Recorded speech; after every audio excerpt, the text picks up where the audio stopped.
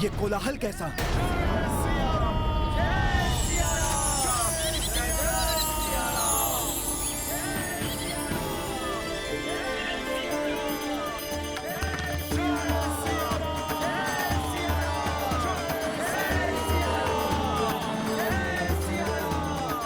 प्रभु श्री राम की जय। प्रभु श्री राम की जय। प्रभु श्री राम की जय। प्रभु श्री राम की जय। प्रभु श्री राम की जय। प्रभु श्री राम की जय। प्रणाम प्रभु।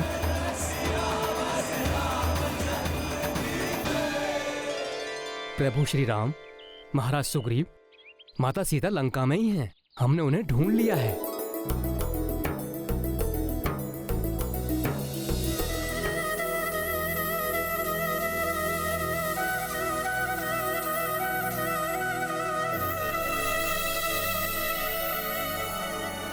ये संवाद सुनने के लिए मैं कब से आतुर हूं अंगद। विस्तार से बताओ पुत्र, माता सीता को कैसे ढूंढा तुमने? प्रभु, महाराज, दक्षिणी सागर बड़ा विशाल है। उसके उस पार चित्रकूट पर्वत पर लंका नगरी स्थित है। वो कोई साधारण नगरी नहीं, अत्यंत समृद्ध स्वर्ण नगरी है। हाँ प्रभु राम, राक्षसों के राजा दशानन रावण की राजधानी है लंका। दुष्ट दुरात्मा है वो रावण प्रभु।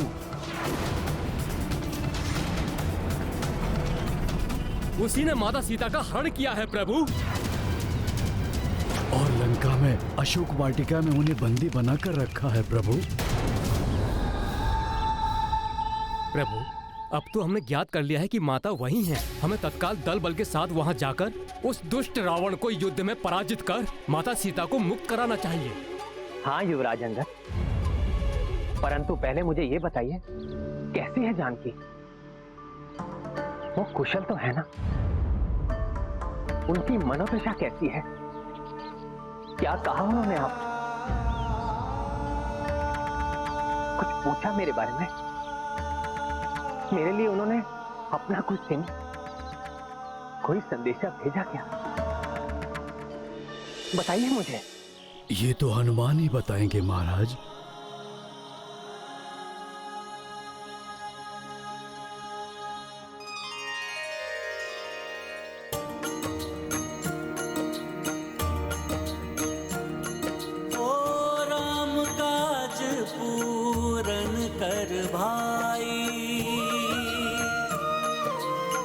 हनुमत प्रभु के सम्मुख आई, भक्त विहल भावुक भगवाना, लोचन बरसे अश्रुधारा। सिया राम जय हनुमान। राम सिया राम जय हनुमान। ये गाथा महाबली हनुमत की, रुचिकर लीला राम भगत की। जय जय जय रघुनंदन राम, जय जय जय महाबली हनुमान।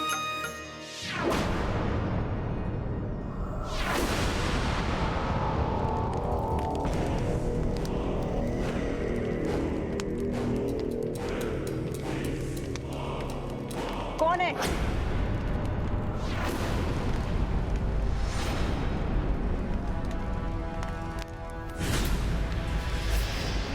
कौन हो तुम?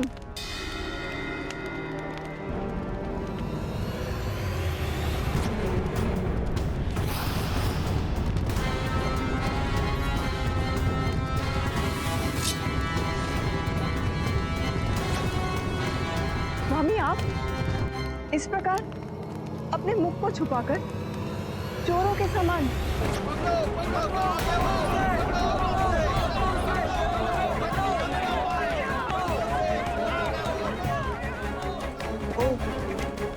अपनी प्रजा का सामना करने का साहस नहीं जुटा सकते। सावधान देवी मंदोदरी, सावधान।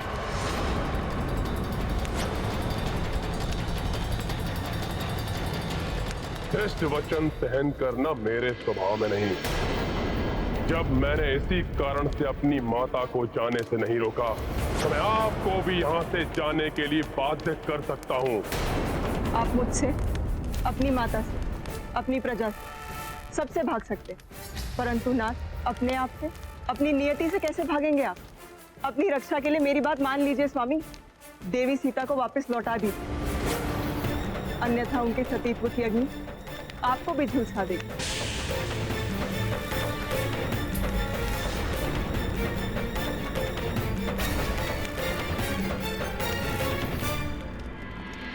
इससे पूर्व मेरे सभी मंत्री और सेनापति भी यही माने, मुझे शीघ्र ही कुछ करना होगा।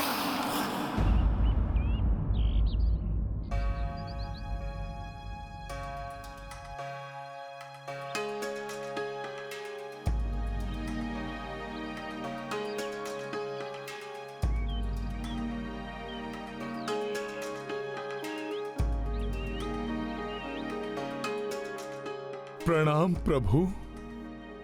कल्याण हो हनुमान।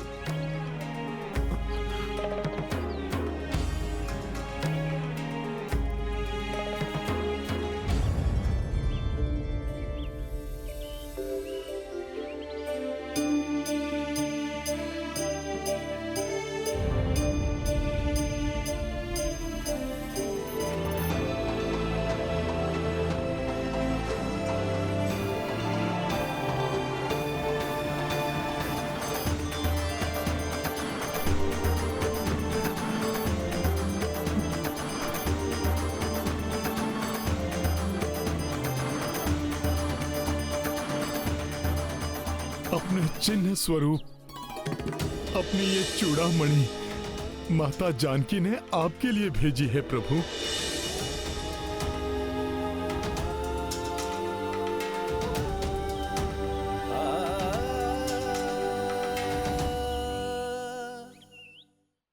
जानकी का स्मरण कर मेरा गला रुंध रहा है, नेत्र अश्रुओं से भर जाते हैं। भ्राता लक्ष्मण, तुम ही इसे देखकर पहचानो, क्या ये तुम्हारी भाभी मां की चूड़ामणि है?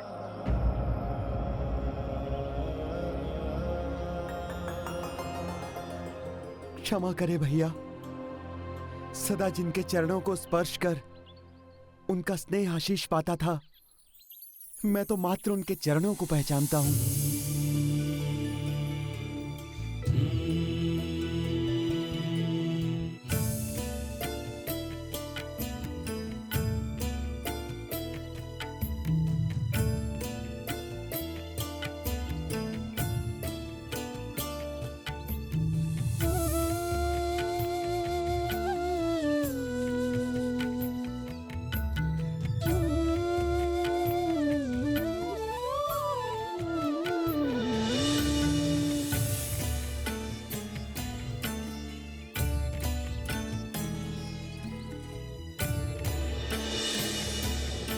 सीते,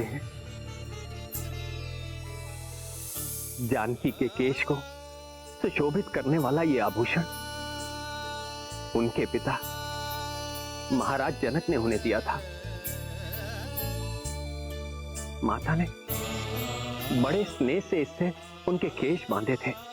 जानकी के अनुपम सौंदर्य को और प्रखर करने वाली ये चूड़ामणि देखकर ऐसा प्रतीत हुआ कि मेरी जानकी मेरे सामने खड़ी है। उनके वियोग का दुख मेरे हृदय को व्याकुल कर रहा है।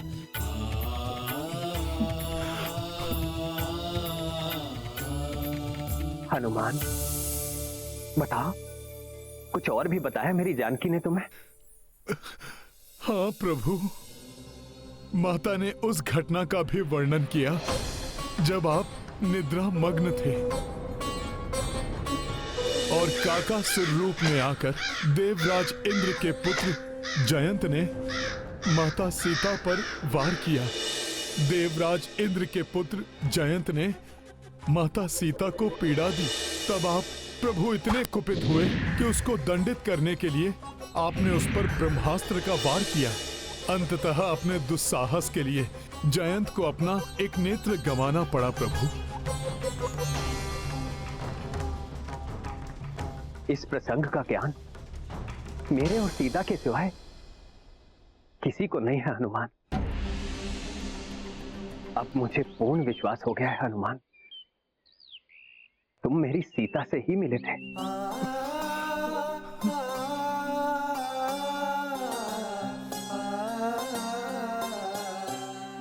मेरे इस व्यथित हृदय को अपने वचनों से शीतलता प्रदान करो हनुमान। बताओ मुझे कैसी है मेरी सीता? उन अत्यंत भयंकर राक्षसों के बीच कैसे रह रही है? बताओ मुझे मेरे बारे में और क्या कहा उसने? प्रभु, जैसे शरद ऋतु में कमल पुष्प कुम्हला जाता है, मुझसे भेंट होने के पूर्व उनकी वैसी ही स्थिति थी। निरंतर अश्रुधारा बहती थी उनके कमल नयनों से।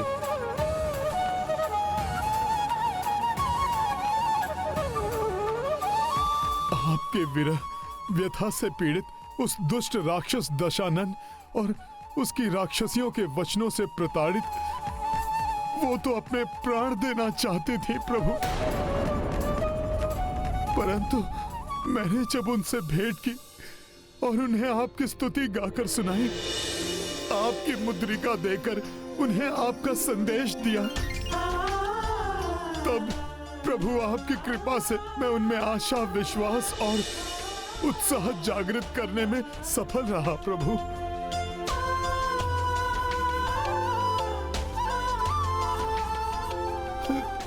प्रभु, जनक नंदिनी अयोध्या की रानी एक वृक्ष के नीचे रहने पर बाध्य है प्रभु। कठोर भूमि ही अब उनकी शैया है, परंतु इससे उन्हें कोई कष्ट नहीं।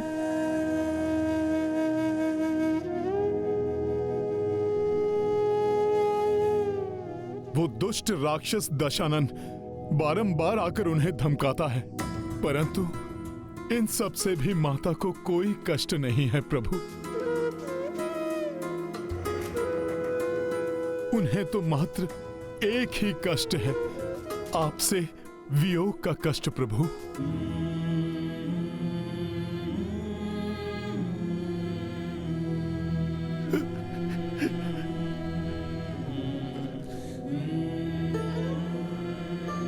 प्रतिपल आप ही का नाम स्मरण करती हैं वो।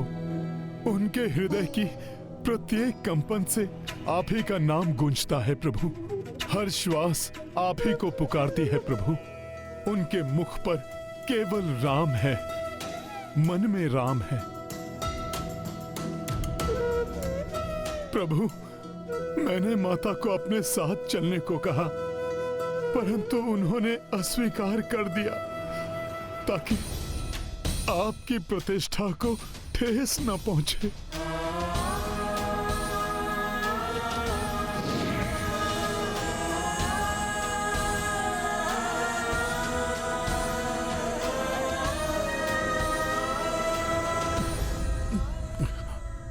जब आप स्वयं उस पापी का अंत करेंगे, तभी वो अपनी मुक्ति स्वीकार करेंगी प्रभु।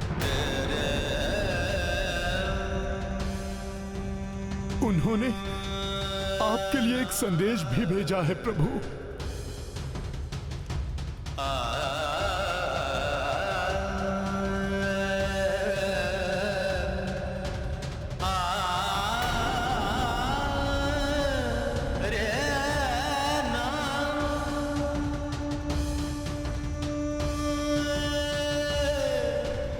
उन्हीं के शब्दों में आपको सुनाता हूँ प्रभु।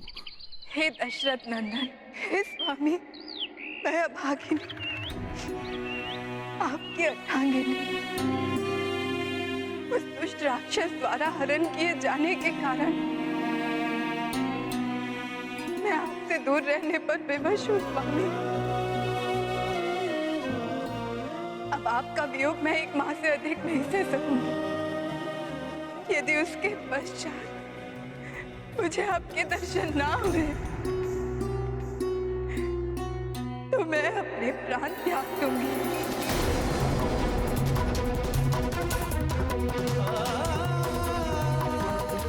हे नाथ, हे प्रियतम, उसके पूर्व यहाँ आकर मुझे यहाँ से मुक्त करा कर ले जाइए।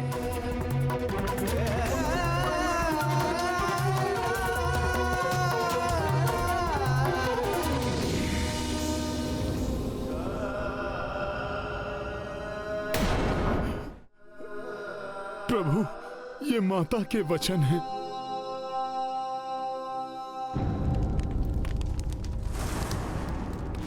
लंका में शक्ति और सामर्थ्य की कोई कमी नहीं। विश्वकर्मा को हम लंका का पुनर्निर्माण करने के लिए विवश कर सकते हैं।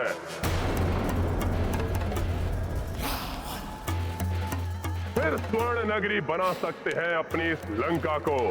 परंतु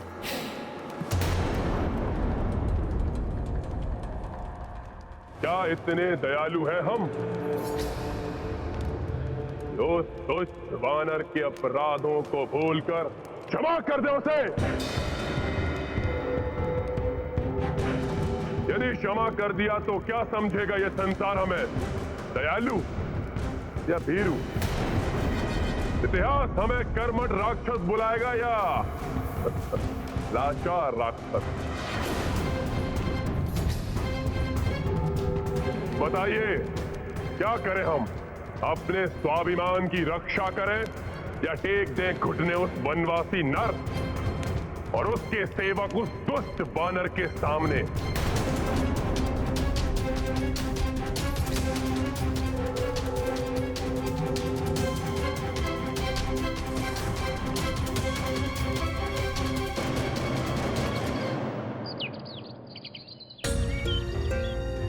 हनुमान, मेरी जानकी के हृदय से उपजे ये शब्द मेरे लिए अमूल्य हैं। उस शत योजन सागर को पार कर तुमने सीता को ढांढस बंधाने का दुष्कर कार्य किया है, जो संपूर्ण पृथ्वी पर कोई और करने की कल्पना भी नहीं कर सकता।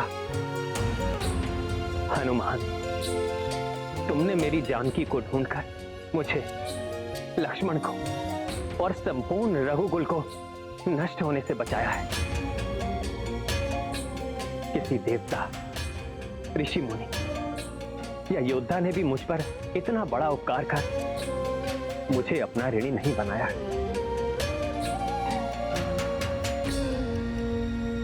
हनुमान, परंतु मैं एक वनवासी तुम्हें कुछ भी देने में असमर्थ हूं, और यदि कुछ दे भी सकता तो भी इस ऋण से कभी मुक्त नहीं हो सकता था।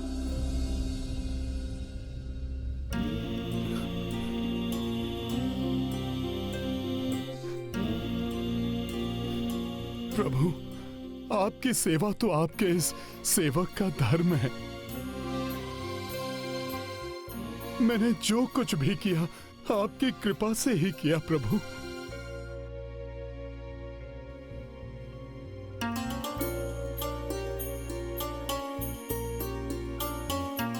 कुछ भी कहो हनुमान, मैं तुम्हारा ऋणी हूं, और ऋण होने के लिए मेरे पास तुम्हें देने के लिए कुछ नहीं है सिवाय तुम्हें अपने हृदय से लगाने के।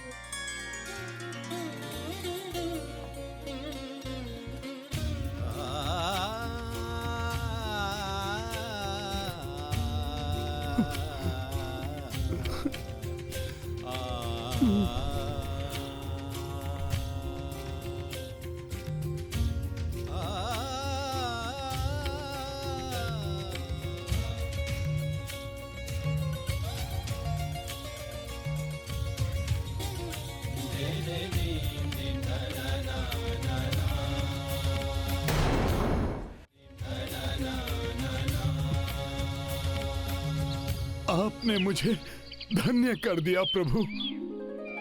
अपने हृदय से लगाकर मुझे परमानंद दे दिया। अब मेरी एक ही इच्छा शेष है प्रभु, माता सीता के साथ आपके दर्शन का सुख प्राप्त करूं प्रभु।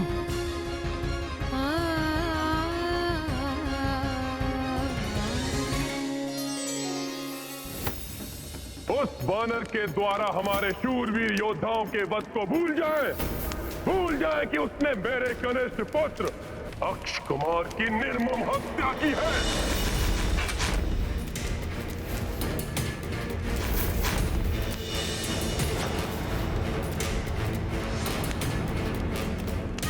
क्या उसे उचित दंड नहीं देना चाहिए हमें?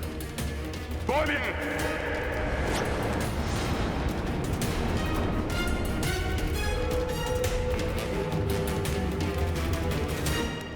कहिए भ्राता महोदर,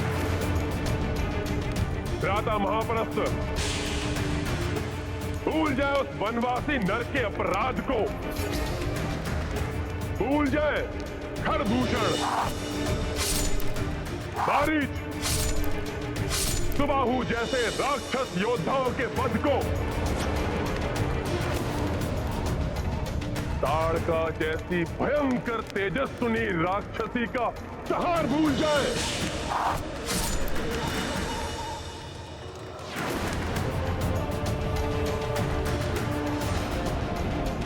क्या चाहते हैं आप? गिड़गिड़ाते हुए उस वनवासी के पास जाएं, लौटा दे सीता उसे, क्षमा मांग ले उससे, या महाराज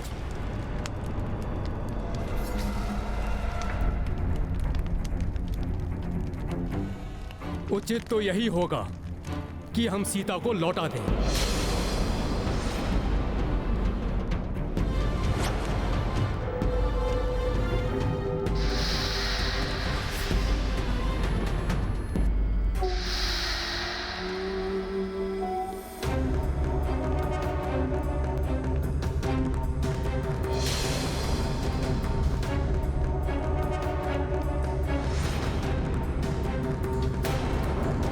तो तुम्हारे अनुसार ये उचित है?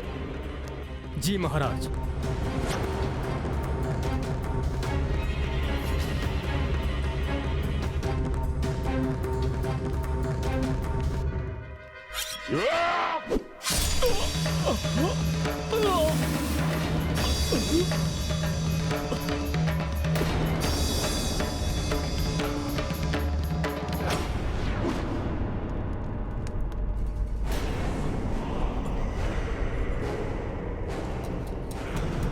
कुछ नहीं हुआ मुझे,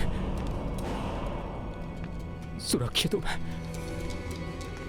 भ्राता महापराशर, भ्राता रावण ने यह सभा हमसे सत्य सुनने के लिए नहीं बुलाई है। वो तो वही सुनना चाहते हैं जो उनके मन में है।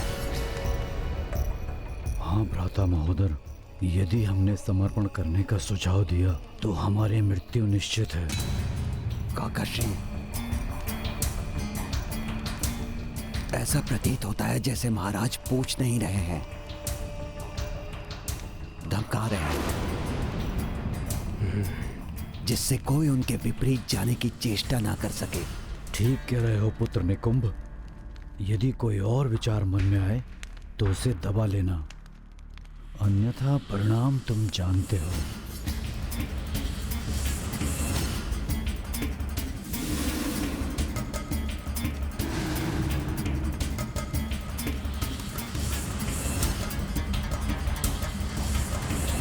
काठ की मूर्तियां क्यों बने बैठे हैं आप लोग?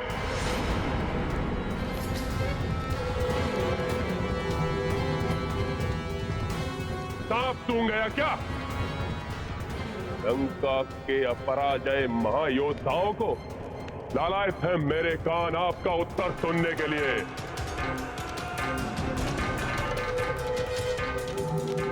बोलिए, युद्ध की तैयारी करें या क्षमा प्रस्ताव भेजकर एक लज्जापूर्ण शांति स्थापित करें? हमें क्षमा नहीं, युद्ध चाहिए। हमें दया नहीं, प्रतिशोध चाहिए। प्रभु, अब युद्ध ही एकमात्र विकल्प है प्रभु। मेरे समझाने पर उस अहंकारी ने मेरी ही पूंछ में अग्नि लगवा दी। और उसी अग्नि से हनुमान ने लंका दहन कर दी। भी रावण अभी भी नहीं समझा। तो भैया अभी हम चलकर उसका दंभ दूर कर देते हैं और भाभी माँ को वापस लेकर आ जाते हैं। प्रभु आप आज्ञा दीजिए, मेरी सेना तत्पर है युद्ध के लिए।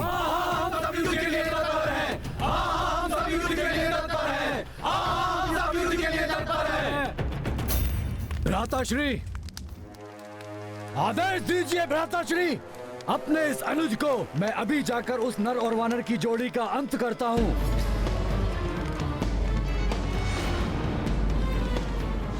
वो हमारे शत्रु हैं, उनका अंत होना अनिवार्य है। आप आदेश ना भी दे महाराज तो भी मैं उनका संहार करूंगा। उन निकृष्ट राक्षसों से युद्ध कर माता सीता को लंका से मुक्त कराने के लिए हनुमान भी तत्पर है प्रभु।